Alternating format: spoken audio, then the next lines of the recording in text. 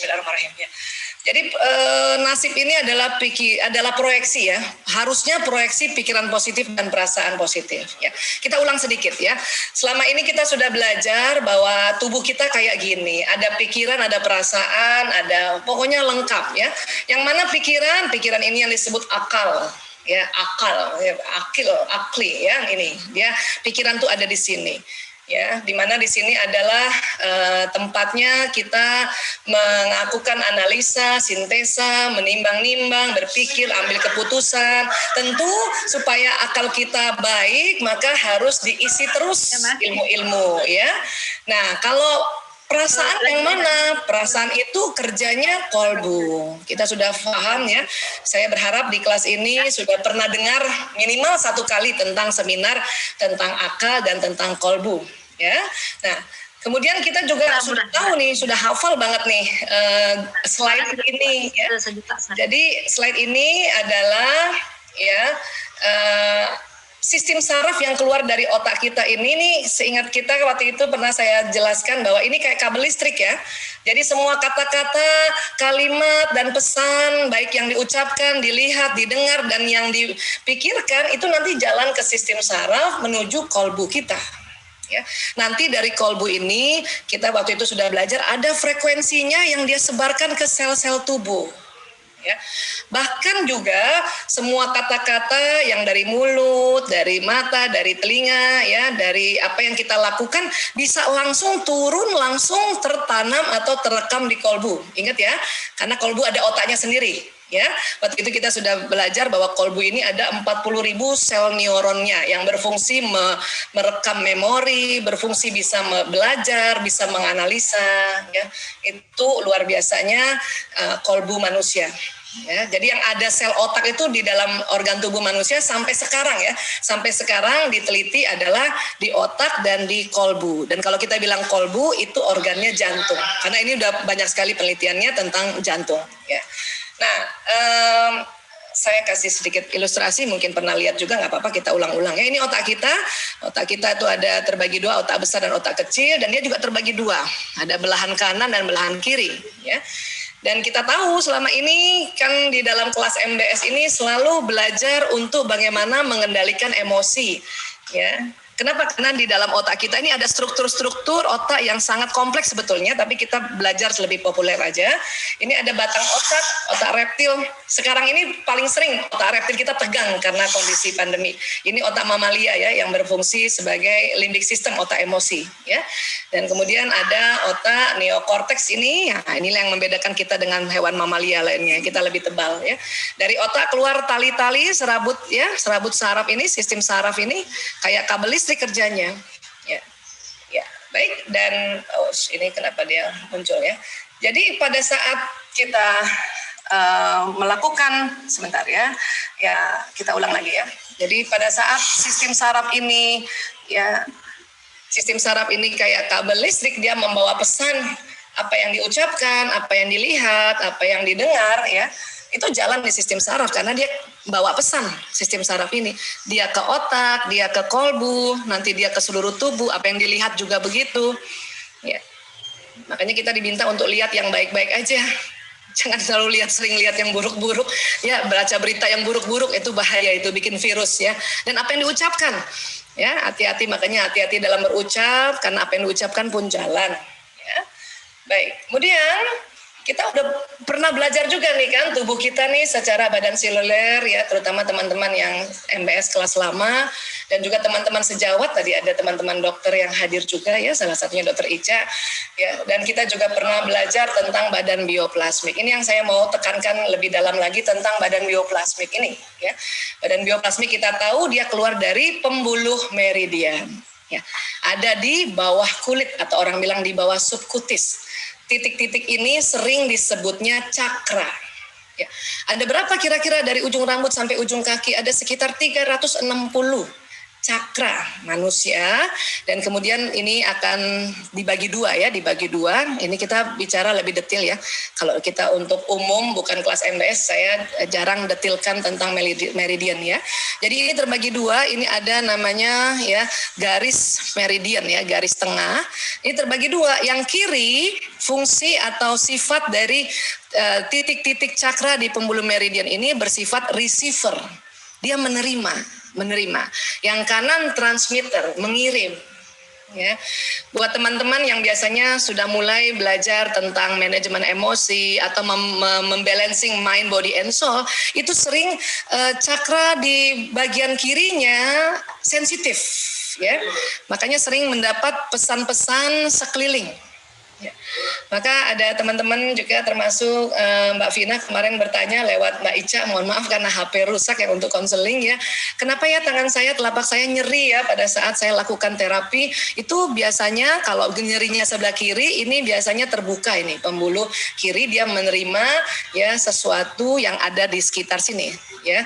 Atau kita punya memori di otak yang bagian kanan dia terakses, makanya dia jalan ke tubuh yang kiri. Karena kan otak dia bersilang ya. Kalau kanan yang ngilu itu biasanya adalah ya kepenatan yang lama atau keletihan yang cukup lama yang tersimpan, dan pada saat kita menterapi dia muncul, dia ingin keluar lewat ya titik-titik telapak tangan kita ya. Nggak apa-apa, jadi kalau nanti mau membalancing kembali ya tinggal giniin aja tangannya gitu, terus kemudian kita kayak kepret ke bawah gitu ya, dan bayangkan dia jatuh ke tanah dan diserap di tanah ya. Baik, kemudian ya ini, jadi sebetulnya yang paling kuat memvibrasi gelombang itu adalah di daerah cakra dada ini. Ya, ini persis di jantung ini. Ya, makanya dia kuat sekali ini memberikan vibrasi gelombang elektromagnetik, bahkan lebih kuat dari otak. Padahal kita udah tahu ya otak kadang-kadang kalau kita fokuskan otak kita ini punya kekuatan yang luar biasa ya, kayak sinar laser. Tapi jantung lebih kuat lagi 5.000 kali daripada gelombang elektromagnetik di otak. Ya. Kemudian nanti setelah jantung, otak, dan kemudian seluruh tubuh dia punya vibrasi yang keluar dari meridian ini. Makanya terbentuklah vibrasi yang luar biasa. Ya. Kita pernah belajar pada saat itu ada namanya law of attraction, ya, gaya hukum tarik menarik. Sesuatu akan ditarik sesuai apa yang kita pikirkan, apa kita rasakan. Jadi kalau kita sedih berkepanjangan, maka sedihnya akan keluar dan dia akan narik, akhirnya membuat kita sedih. Kalau kita syukur, selalu bersyukur, selalu di acceptance, itu akan keluar dan ditarik sesuatu yang kita syukuri. Makanya dikatakan ya, Allah berfirman kalau buat kita yang selalu bersyukur maka akan ditambahkan nikmat karena dia narik. Ya. Nah, jadi sinyal ini juga selain dia akan menarik, ini sinyal ini membroadcast doa, niat, dan prasangka. Ya. Tentu teman-teman kalau berdoa dan berniat itu dia ada yang kerja di dalam tubuh, yaitu lewat sistem saraf kata-katanya, dan dia keluar terbroadcast oleh ya sinyal ini gitu. Tapi satu lagi prasangka juga ini bisa keluar. Ya. Prasangka ini apa sih? Prasangka ini ternyata pikiran dan perasaan ini disebut prasangka atau zon. Ya. Nanti zon terbagi dua lagi, ada ya husnuzon, prasangka baik, dan ada suuzon. Ya. Jadi kalau kita bilang prasangka itu sudah pikiran dan perasaan. Ada dua. Banyak orang masih menganggap prasangka itu pikiran, tetapi karena pikiran otak ini dia punya poros khusus ke kolbu, ke jantung, maka pikiran dan perasaan ini harus dijadikan satu. Ini namanya prasangka. Jadi kalau udah ngomong prasangka atau zon itu udah pikiran dan perasaan yang bermain. Ya. Dan sekarang ya kita di dalam surat ke-49 Al-Hujurat ayat 12 ya. Ya ayyuhallazina amanu ya ayyuhallazina amanu istanibu katsiran minaz-zanni inna ba'daz-zanni itsmun. Hai orang-orang beriman, jauhilah kebanyakan prasangka karena sebagian prasangka itu dosa. Sebagian, dan ini ada lanjutannya ya. Kita highlight sampai di sini saja ya. Jadi sebagian prasangka itu dosa. Tentunya ini yang suuzon ya. Dan kalau di hadis qudsi ya, ini hadis qudsi ini adalah firman Allah tetapi yang bentuknya disampaikan ke Nabi, ke Rasulullah, dan Rasulullah sampaikan lagi kepada kita umatnya ya. Nabi SAW bersabda, Allah Ta'ala berfirman, aku sesuai prasangka hambaku ya. Ana inda zonni abdi bi ya. Ini biasanya kita seringnya bahasnya cuma sampai sini ya. Aku sesuai prasangka hambaku. Padahal ini panjang sebetulnya ya. Apa kelanjutannya? Aku bersamanya ketika ia mengingatku. Ini kata Allah ya, dan disampaikan pada Nabi. Jika ia mengingatku saat bersendirian, aku akan mengingatnya dalam diriku. Ya Allah. Ya teman-teman, kalau kita mengingat Allah, jadi Allah ingat kita, benar-benar ingat kita ya. Jika ia mengingatku di suatu kumpulan, aku akan mengingatnya di kumpulan yang lebih baik daripada itu, yaitu kumpulan malaikat. Itulah makanya kalau ada majelis taklim, majelis yang selalu mengingat Allah, Allah juga mengingat kita dalam kumpulan para malaikatnya ya. Jadi kita nih akan diberitakan oleh Allah ya pada para malaikat, siapa yang rajin taklim, ibu A, ibu B, ibu C ya, Masya Allah ya. Tapi aku sesuai prasangka hambaku, maka pada saat kita berprasangka baik pada Allah, maka betul-betul prasangka baik itu terjadi pada kita. Kebalikannya juga ya. Kemudian dalam hadis juga riwayat Bukhari dan Muslim ya. Jadi an Abi Hurairah radhiyallahu anna Rasulullah sallallahu alaihi wasallam iyyakum wazanna fa inna zanna akzabul hadis ya. Jauhilah prasangka buruk karena prasangka buruk adalah sedusta-dustanya perkataan. Ya, ini udah jelas. Sebetulnya kalau kita bahas tentang ayat dan hadis tentang prasangka, itu cukup banyak ya. Tapi kita ambil beberapa dan ini juga sudah menjadi landasan ilahiyah kita ya.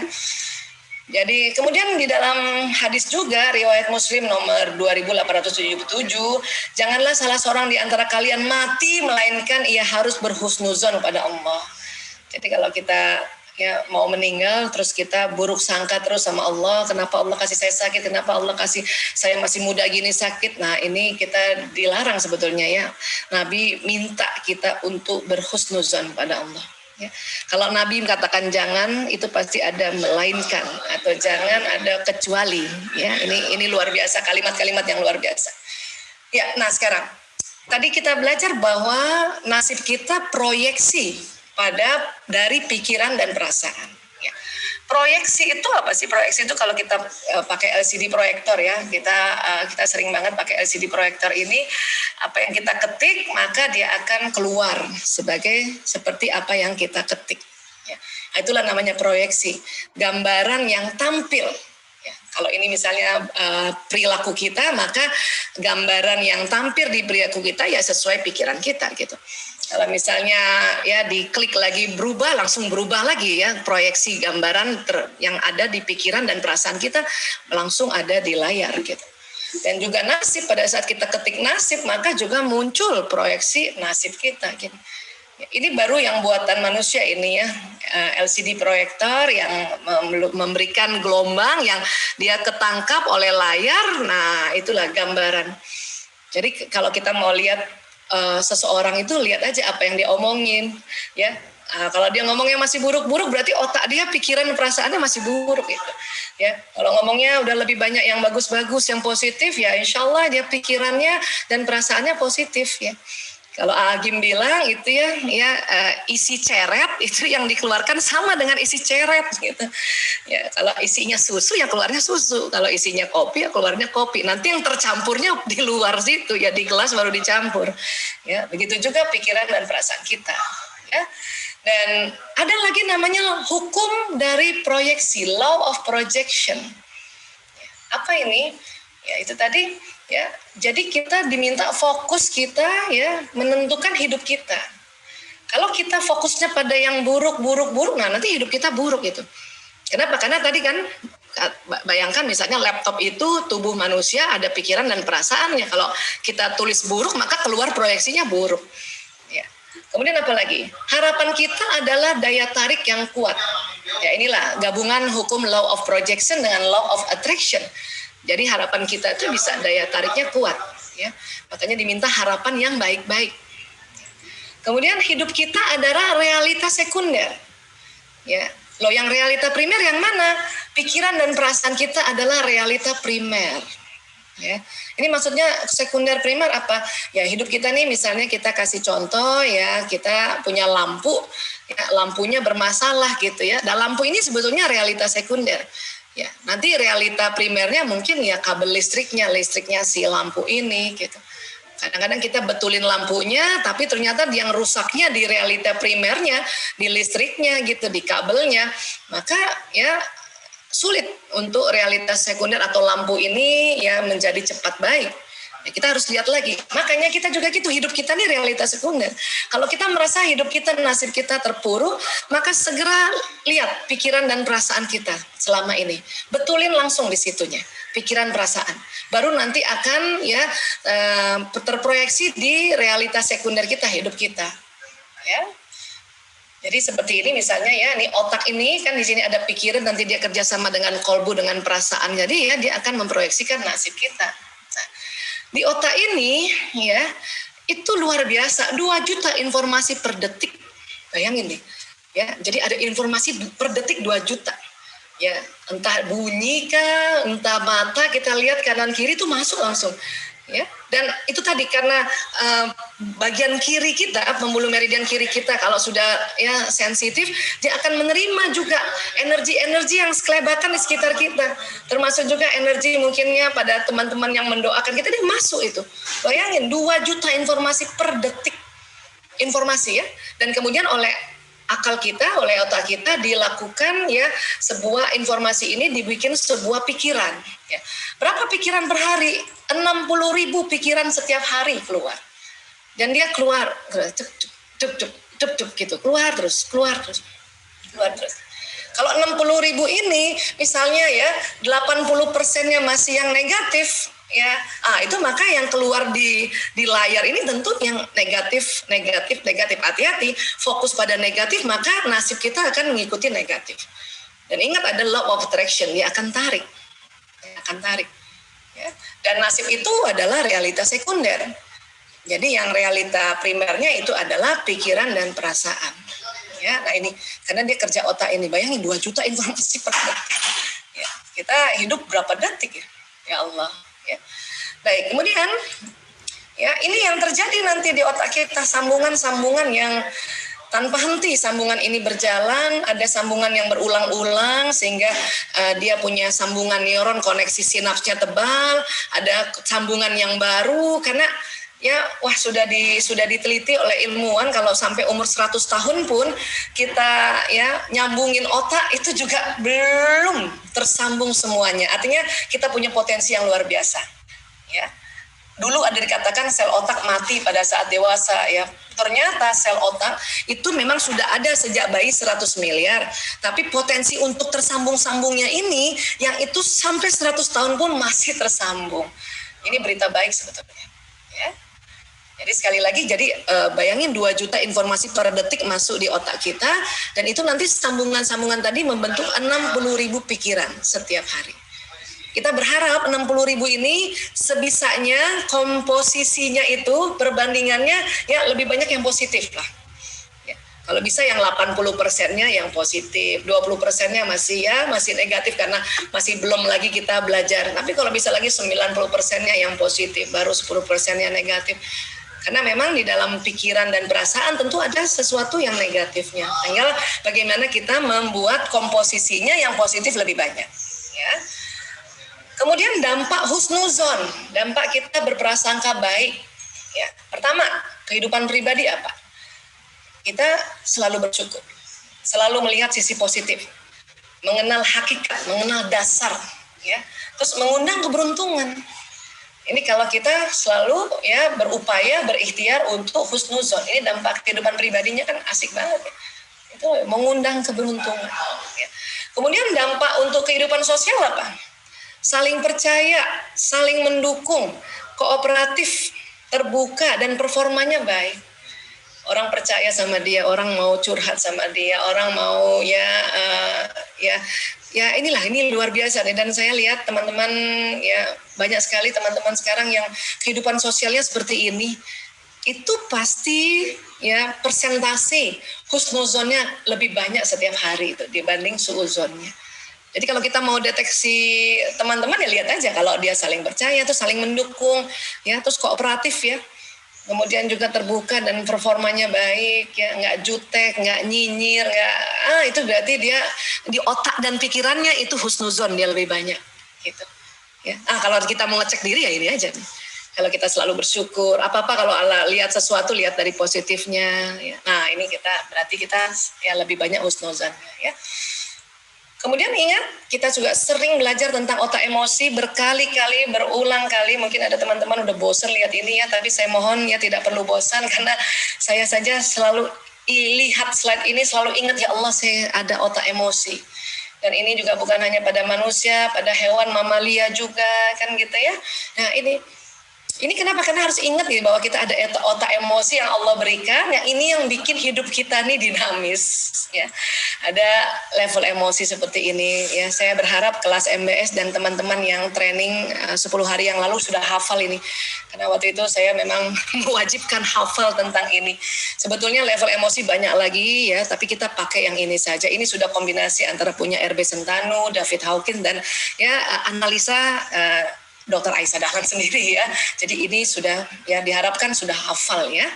Inilah yang bikin emosi kita naik turun dan hidup kita dinamis. Memang kadang kita di bawah tapi diminta cepat-cepat naik ke atas. Sudah di atas turun lagi cepat-cepat naik ke atas. Teknik naik ke atas ya itu kita selalu ya kita tahu ya ada banyak manajemen emosi.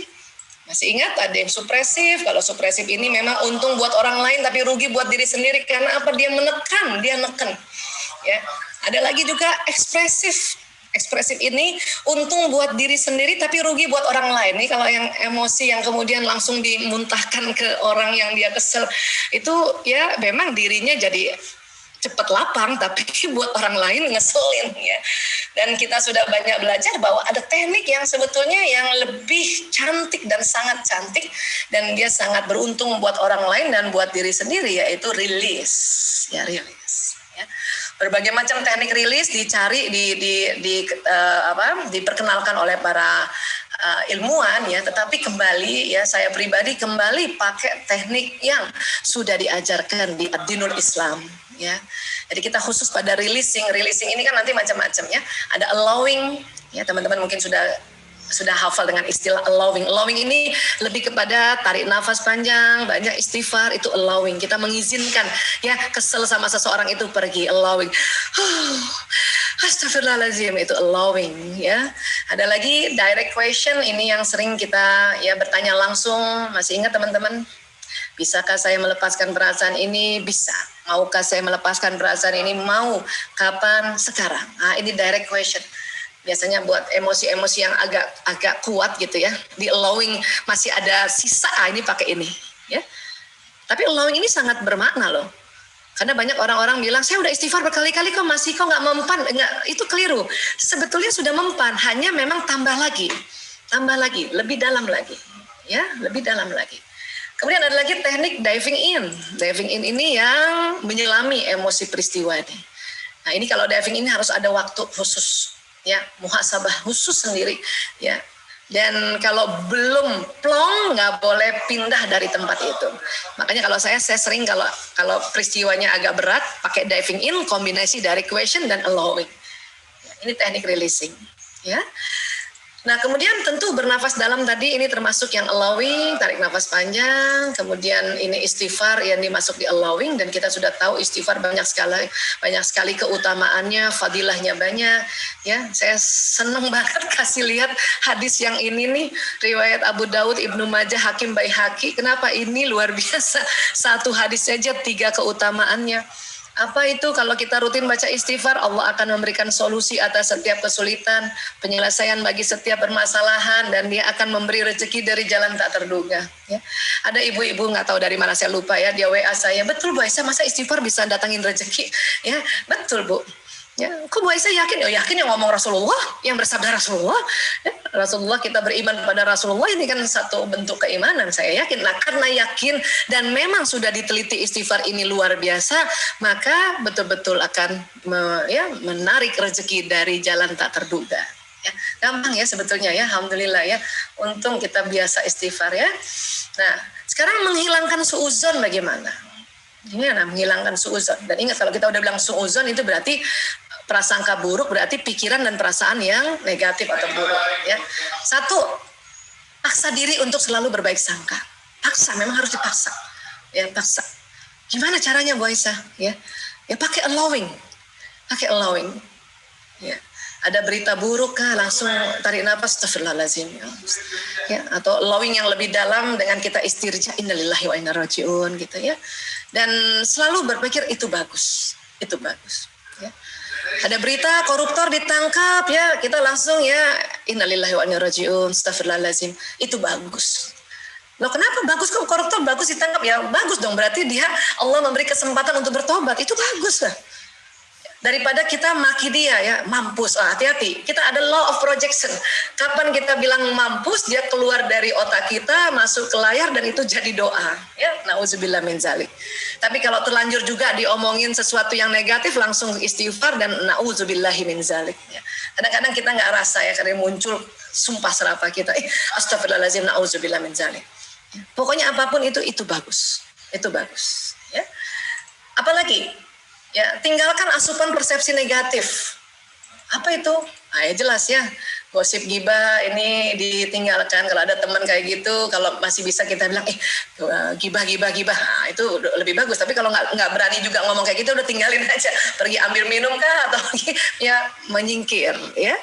Kemudian apa ya, berita buruk atau fitnah itu ya, namanya berita itu satu kali aja bacanya ya, fitnah juga satu kali aja lihatnya, taunya, selebihnya langsung allowing ya, allowing ya. Apalagi nih tinggalin aja orang yang suka suudzon ini ya. Tapi kalau itu keluarga kita ya, kita boleh menegurnya, tetapi kita naikkan dulu level emosi sampai bisa level emosi yang positif, baru kita kasih masukan. Karena kalau orang dekat ya, terus kita tegur dengan kita marah, dia bukannya tersentuh malah tersinggung. Ini ada dua ya, menghilangkan suudzon. Paksa diri untuk selalu berbaik sangka dan tinggalkan asupan persepsi negatif. Ya, kita kalau baca berita ya cukup satu kali aja, apalagi beritanya berita buruk, satu kali aja untuk sebagai pengetahuan saja ya. Kalau diulang-ulang, itu masuk ya, kita menjadi suudzon juga nantinya. Oke, gibah ini di surat Al-Hujurat ayat 12 ya. Bismillahirrahmanirrahim. Dan janganlah menggunjingkan satu sama lain. Adakah seseorang di antara kamu yang suka memakan daging saudaranya yang sudah mati? Ini gibah nih kayak gini ya. Ya Allah. Nauzubillah min dzalik. Baik, terus saya ya dulu banget ya, kita selalu kalau penjelasan MBS ada cerita tentang Dr. Masaru Emoto ya, karena ini benar, walaupun ada buku juga yang mengkontra dia, tapi saya masih percaya dengan penelitian Masaru Emoto ya. Ini air yang diteliti, dikasih ucapan-ucapan, kemudian dibukukan kurang lebih minus 5 derajat ya. Nah, ini terjadi seperti ini. Mungkin teman-teman ada yang sudah sering lihat ya bukunya atau sering lihat beritanya ya. Ini air sebelum didoakan, ini setelah didoakan ya. Nah, ini kaitannya nanti pada the power of kata-kata ya. Kemudian ini ya, kalau air kita bilang saya cinta sama kamu gitu ya, saya bangga sama kamu, dibanding kamu tuh ngejengkelin, kamu tuh ngeselin ya, maka molekul-molekul air jadi kayak bubur kayak gini nih, ancur-ancuran, nggak membentuk ya berlian seperti ini. Kemudian kalau struktur molekul air zam-zam ya, ini udah banyak ya, ini bukan hanya dokter Masaro saja, ini ada dokter Khalil Ghaid ini juga meneliti tentang air zam-zam ya, keren banget ya. Makanya kalau kita mandi pakai air zam-zam atau minimal ya kita usap muka kita tuh, waduh kayak taruh berlian. Ya, dan sekarang kita rindu banget ini bisa dapat air zam-zam.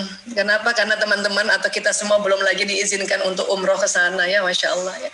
Baik, ini kata-kata pada air ya. Saya juga meneliti sendiri tentang nasi.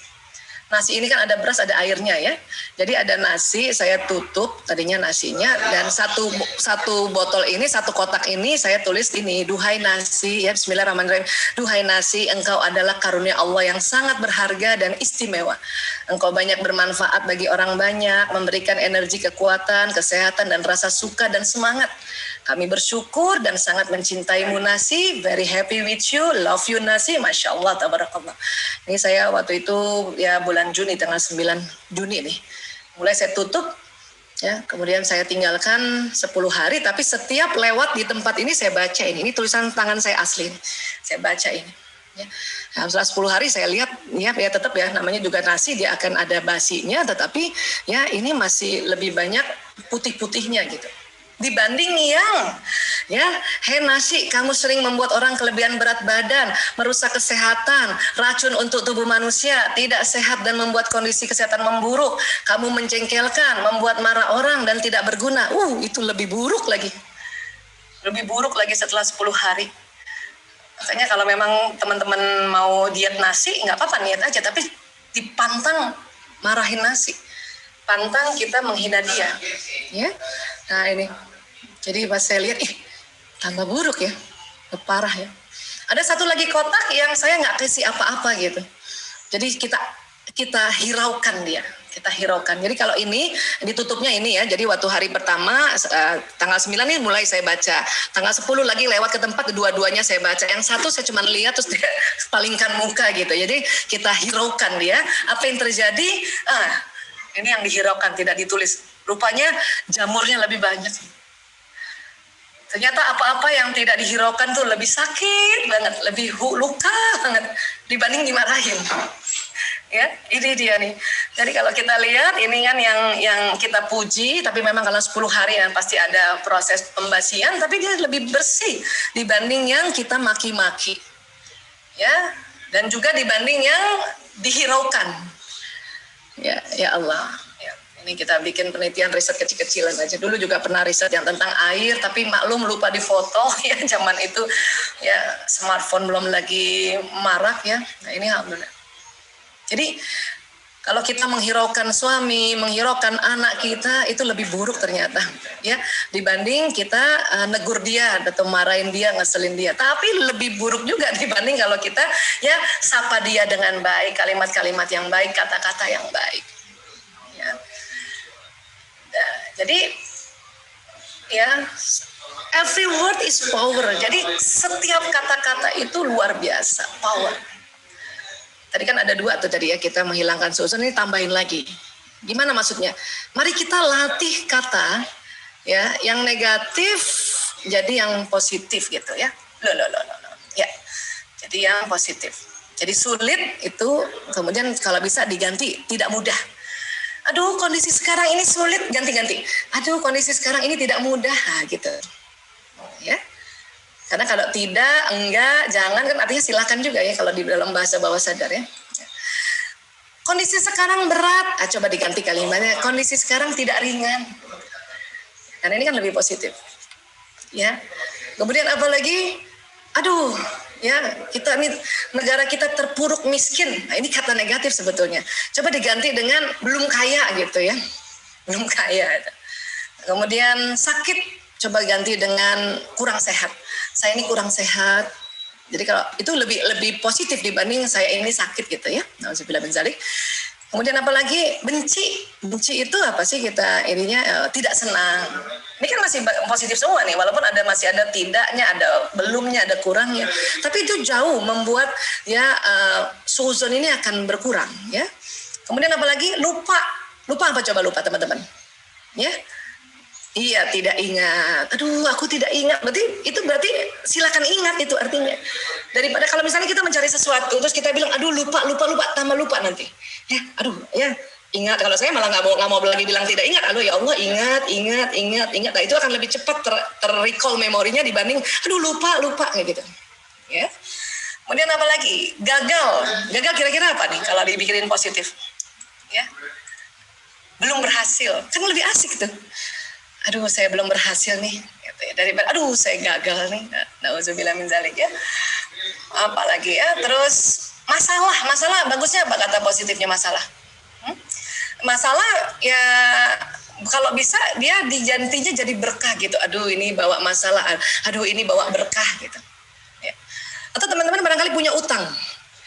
Kira-kira utang, kalau aduh saya punya utang, coba kalau ganti kata-kata utang. Utang tuh nggak enak banget ya. Utang tuh negatif banget. Coba kalau kata-kata utang itu digantinya apa coba? Hah? Beberapa ahli dan sudah terbukti juga dan saya juga membuktikannya. Coba kalau ada utang, kata utang itu diganti amanah. Ya. aduh saya punya utang 2 miliar gitu misalnya, ya Allah saya punya amanah 2M, itu jauh lebih baik gitu. Dan nanti malah kalau itu jadi amanah, malah bisa ya menarik rezeki itu untuk ya membayar utang tersebut itu. Jadi coba kata-kata yang negatif ini kita masukkan ke kata-kata yang positif, walaupun masih ada tidaknya, belumnya, kurangnya gitu ya. Nah ini. Kemudian apa lagi? Kata yang berenergi rendah naikkan jadi kata yang berenergi tinggi. Maksudnya apa Bu Aisyah? Ini misalnya kalau kita selalu tanya orang, gimana hari ini? Lumayan. Itu energinya rendah itu. Walaupun bagus. Ya lumayan. Udah pakai gitu, udah korek. Ya pakai gitu lagi. Ya lumayan. Itu rendah banget itu. Coba diganti dengan bagus. Bagus tuh energinya tinggi. Ya. Atau dinaikkan lagi energinya. Hebat. Ya. Itu lebih tinggi lagi energinya tuh. Ya, itu nanti pikiran dan perasaan kita tuh jadi benar-benar ya positif, ya benar-benar husnuzon, ya proyeksinya juga bagus gitu. Apalagi lebih tingginya dia lagi luar biasa, luar biasa, alhamdulillah luar biasa gitu ya. Atau ada lagi paling tingginya apa? Dahsyat. Ini energinya tinggi. Namun kita ya di dalam Islam sudah diajarkan kata-kata pada saat kita ya terasa sesuatu yang luar biasa atau dahsyat, itulah kita lafazkan alhamdulillah, masya Allah. Itu lebih tinggi lagi, sangat tinggi, paling tinggi. Ya. Itulah makanya kalau misalnya kita ditanya seseorang, kita alhamdulillah, atau kita dipuji juga alhamdulillah, masya Allah. Kita tambahin lagi, kita doakan lagi ya, tabarakallah, ya barakah Allah kepadamu gitu. Itu energinya tinggi dibanding lumayan itu ya energinya rendah banget. Ini teknik untuk kita masuk ke husnuzon. Jadi suuzon itu bisa kita counter dengan kata-kata yang seperti ini sehingga masuk ke husnuzon. Ya. Baik, kata adalah doa. Karena tadi kita sudah lihat ya, sinyal ini membawa doa, membawa niat, dan membawa prasangka. Prasangka terdiri dari kata-kata kan. Dia juga terproyeksi, dia juga keluar gitu kata-kata itu, keluar dari tubuh kita. Memproyeksi di ya alam semesta. Ya, dan itu akan bisa naik energi itu ke law mahfuz dan akan menarik masuk lagi dari law of projection naik law of attraction. Jadi jadikan kata-kata positif menjadi doa positif. Ya, mungkin teman-teman sudah terbiasa ini ya. Hanya saya mau kasih contoh ya. Ada contoh gini nih, contoh doa negatif nih. Walaupun ini bentuknya kata-kata nih. Hari ini suami gue parah banget, ngomongnya ketus, mukanya ditekuk, bikin gue bete sepanjang hari. Ya. Udah gitu anak-anak rewel lagi, belajar online-nya males. Ini kan omongan kita ya, yang di pandemi ibu-ibu nih. Ya. Duit di dompet udah tipis, apa-apa harus dibayar, ya, gitu. Terus pengennya sih gue kabur dari rumah, tapi mau gimana lagi, pandemi banyak masalah. Nah ini kalau kita ngomong kayak gini, hati-hati nih, ini terproyeksi loh, terproyeksi keluar, dan nanti ada ya ini law of projection, dan kemudian ada law of attraction, ditarik dan akan begini terus. Ya. Tapi gimana Bu Aisyah, kan emang kayak gini, sebel banget gitu ya. Oke, sekarang boleh nggak diganti lebih bagus lagi kayak gini ya, coba ya. Coba ubah begini nih. Ya. Hari ini suami bikin nggak nyaman gue, ngomongnya nggak lembut, mukanya nggak senyum. Walaupun masih ada enggaknya, tapi kata berikutnya sudah positif, ya nggak? Nyaman, lembut, senyum. Ya kan? Nah, terus bikin gue nggak asik sepanjang hari. Ya, kalau tadi kan bikin gue bete sepanjang hari, ini bikin gue nggak asik sepanjang hari. Memang masih ada enggaknya, tapi ini udah ada positifnya, asik. Ya, asik, ya, positif kan. Terus anak-anak juga gitu, mereka lagi nggak mood belajar online, ya. Kalau tadi kan rewel, ini nggak mood, kan lebih enak dengarnya ya, nggak mood belajar online, walaupun masih ada enggaknya ya. Terus apa lagi? Duit di dompet belum banyak. Ya, kalau ini kan tadi ya semakin tipis ya, makin tipis, ini belum banyak. Kan banyak bagus nggak banyak, walaupun ada kata belumnya juga ya. Terus apa-apa harus dibayar. Ya. Terus apa, pengennya sih nggak diem di rumah gitu kan. Tadi kabur kan. Kabur tuh kayaknya, apa sih kabur tuh kayaknya negatif banget. Ya udah nggak diem. Ya. Terus apa kita bilang, tapi mau gimana lagi, pandemi nggak bawa berkah. Nah, Kan tadi kan pandemi masalah gitu ya, pandemi bikin masalah. Nah tadi pandemi nggak bawa berkah, kan kalimatnya bagus ya, berkah kan. Cuma walaupun masih ada enggaknya, ini jauh lebih baik dibanding tadi.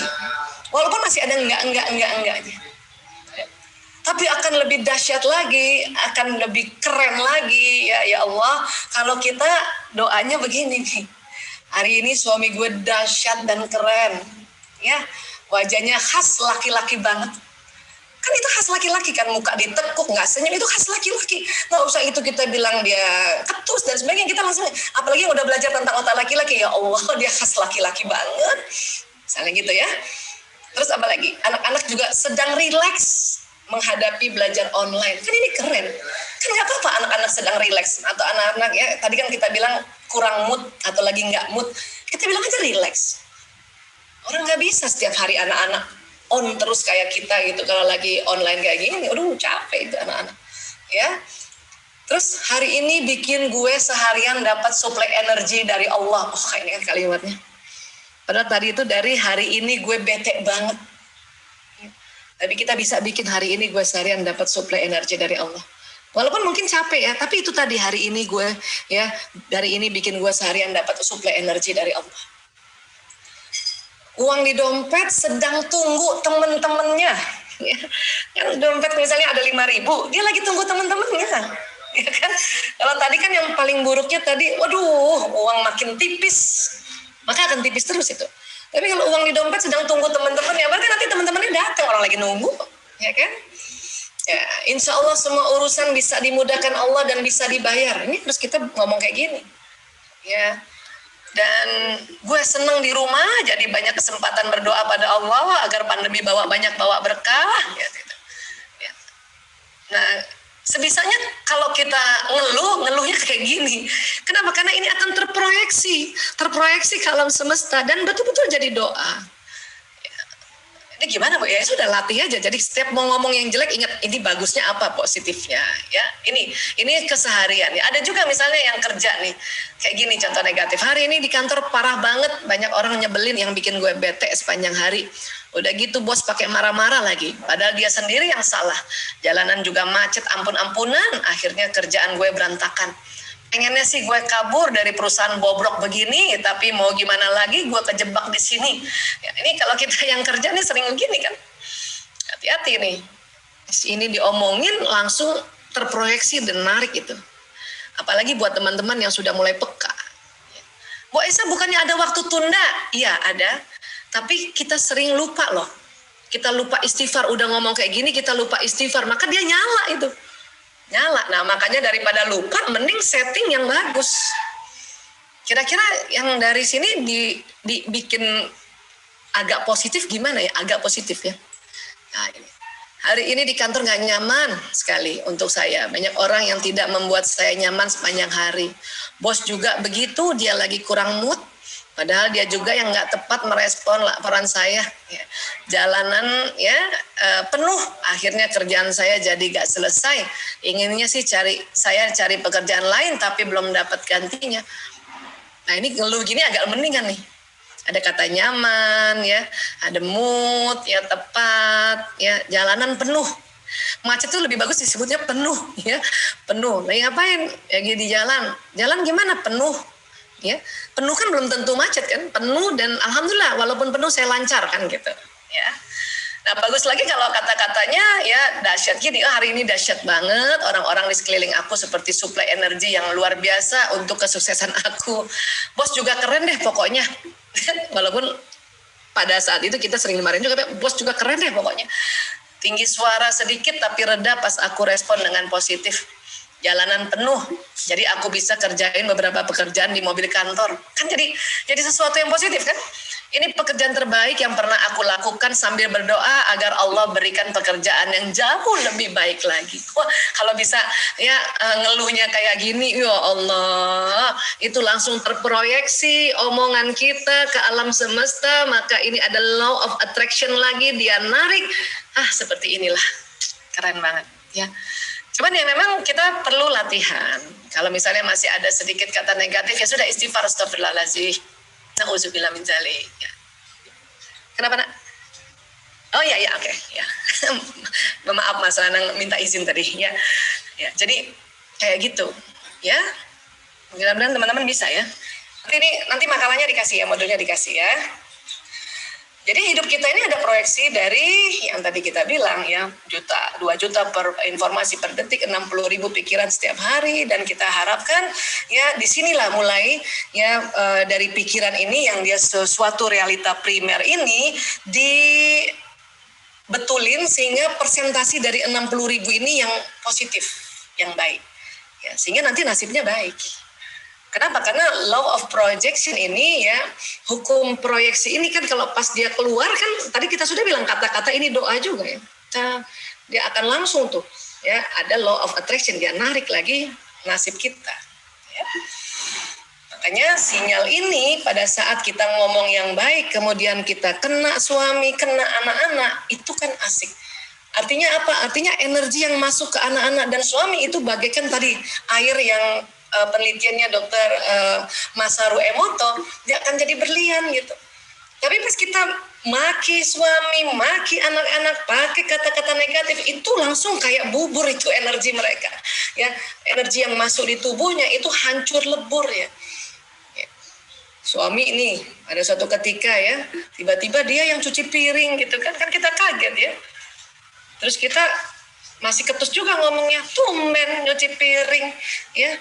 Nah sekalian nih mumpung nyuci piring nih, sekalian lagi nih ada satu bakul. Itu kalimat negatif itu akan meremukkan energi yang ada di ya ujung rambut sampai ujung kakinya suami itu. Itu karena kalimatnya negatif. Ya kan?